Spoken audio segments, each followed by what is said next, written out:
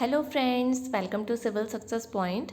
आज मैं हिंदी के टॉपिक में एक रचनाकार की ट्रिक लेकर के आई हूँ। इससे पहले मैंने मन्नू भंडारी जी की रचनाओं की एक ट्रिक बनाई थी जो कि काफ़ी लोगों को पसंद आई और उन्होंने कमेंट सेक्शन में भी मुझे बताया कि ये ट्रिक बहुत अच्छी है, आप और भी ट्रिक बनाइए।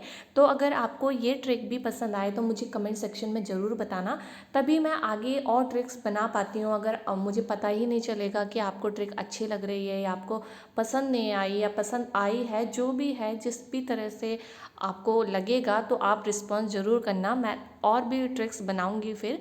तो चलिए, आज का जो टॉपिक है वो है शैलेश मटियानी जी की रचनाओं की एक ट्रिक है। ठीक है, जो चैनल में नए हैं वो चैनल को सब्सक्राइब जरूर कर लेना और नेक्स्ट वीडियो आपको तभी मिलेंगी जब आप बेल प्रेस कर लेंगे और ऑल नोटिफिकेशन में प्रेस कर लेंगे। ठीक है, तो चैनल को सब्सक्राइब जरूर कर लेना। तो देखिए, सबसे पहले देखिए शैलेश मटियानी जी की रचनाएं कौन कौन सी है। देखिए, कौन उपन्यास हैं, कौन कहानी है, ये सब मैंने कवि और परिचय की वीडियो में पूरा पूरा बताया है। जो कहानी है उनको कहानी में लिखा है, जो उपन्यास है वो उपन्यास में लिखे हैं। तो जिनको विधा देखनी है रचनाओं की तो वो कवि और परिचय के टॉपिक में जाएं, वहाँ काव्यखंड और गद्यखंड दोनों का ही जो UKSSC के हिसाब से जितने भी रचनाएं हैं, रचनाकार दिए हैं, जितने भी कवि दिए हैं, उन सब का संपूर्ण परिचय दिया है। तो आप उन वीडियोस को देख सकते हैं। तो चलिए, शैलेश मटियानी जी की जो भी रचनाएं हैं पहले उन्हें देखते हैं। देखिए, बोरीवली से बोरीबंदर तक, कबूतर खाना, हौलदार, मुख सरोवर के हंस, पुनर्जन्म के बाद, मुठभेड़, उगते सूरज की किरण, चौथी मुट्ठी, आकाश कितना अनंत है, चंद औरतों का शहर, 52 नदियों का संगम, मेरी 33 कहानियाँ, जंगल में मंगल, चील, सिंधु और गंगा, चुईया का दूल्हा, रानी गौरैया, किसके राम कैसे राम, कागज की नाव, राष्ट्रीयता की चुनौतियाँ, लेखक की हैसियत से। ठीक है, तो ये सारे जो हैं इम्पॉर्टेंट रचनाएं हैं, बहुत ही ज़्यादा, जो कि बार बार एग्जाम में पूछी जाती हैं। देखिए, एक कवि और रचनाकार का काम होता है लिखना। तो इन्होंने बहुत ही ज़्यादा रचनाएं लिखी होती हैं। तो सब जो है एग्ज़ाम के पर्पज़ से इम्पॉर्टेंट नहीं होती है। जो जो भी इम्पॉर्टेंट है वो सारी यहाँ पर लिख दी गई हैं।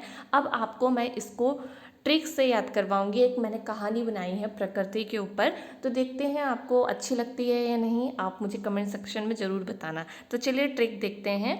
देखिए, शैलेश जी अपनी 33 कहानियों में एक लेखक की हैसियत से लिखते हैं कि आकाश कितना अनंत है, जो भगवान राम की महिमा है। अगर किसी हौलदार को राष्ट्रीयता की चुनौती दी जाए तब भी वो अपनी 4 मुट्ठी में पुनर्जन्म लेने के बाद भी इसे कैद नहीं कर सकता। ठीक है, तो देखिए, शैलेश जी कह रहे हैं अपनी 33 कहानियों में से एक लेखक की हैसियत से लिख रहे हैं कि आकाश कितना अनंत है, जो कि एक भगवान राम की महिमा है। अगर किसी हौलदार यानी कि हवलदार को राष्ट्रीयता की चुनौती दी जाए, तो सबसे बड़ी चुनौती होती है ना राष्ट्रीयता की, तो राष्ट्रीयता की चुनौती दी जाए तब भी वो अपनी 4 मुट्ठी में यानी कि चौथी मुट्ठी में पुनर्जन्म लेने के बाद यानी कि दूसरा जन्म लेने के बाद भी इस आकाश को कैद नहीं कर सकता। ठीक है, तो इतना तो जो है आपको याद हो गया होगा कि एक छोटी सी कहानी है कि जो शैलेश जी हैं वो अपनी 33 कहानियों में से एक लेखक की हैसियत से लिखते हैं आकाश कितना अनंत है, जो भगवान राम की महिमा है। अगर किसी हौलदार को राष्ट्रीयता की चुनौती दी जाए तब भी वो अपनी 4 मुट्ठी में पुनर्जन्म लेने के बाद भी इसे कैद नहीं कर सकता। अब देखिए, इसमें कौन कौन सी रचनाएं हैं।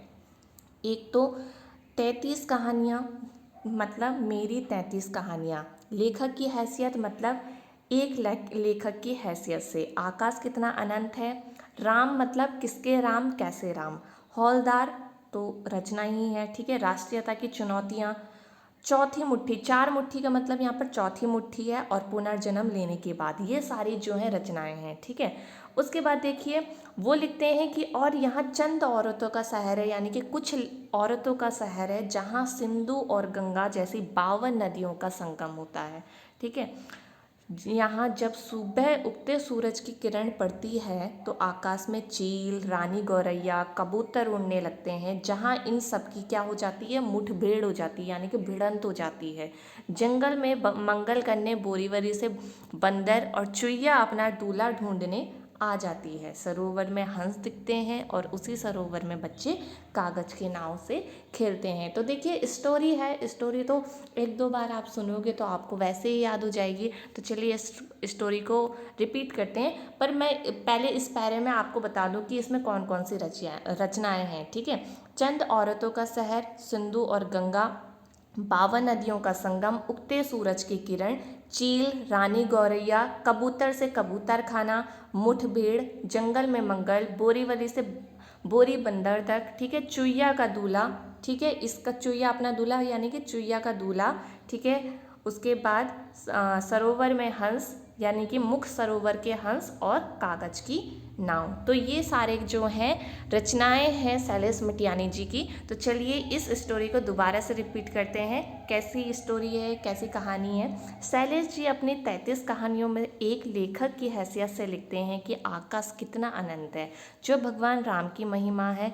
अगर किसी हौलदार को राष्ट्रीयता की चुनौती दी जाए तब भी वो अपनी 4 मुट्ठी में पुनर्जन्म लेने के बाद भी इसे कैद नहीं कर सकता।